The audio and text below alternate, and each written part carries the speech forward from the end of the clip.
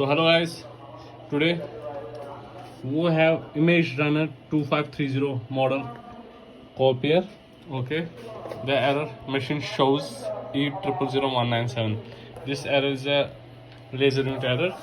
You can check here the connections is some removed and reinstall the connectors. Now go to service mode and clear the error. Okay, then firstly press additional 28 additional. Okay, this is the service mode of machine. Press right arrow, menu, numeric, special, NC, fax, scan, print, network, codes, system, ACC, counter, LMS, ERDS, reports and downloads, clear. You go clear, press OK here. Okay, press right arrow, service data, counter, type HST card error. Okay, go to engine. We are going engine. Okay, now go to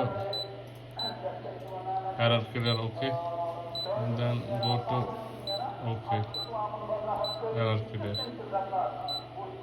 Now the error is clearing, executing.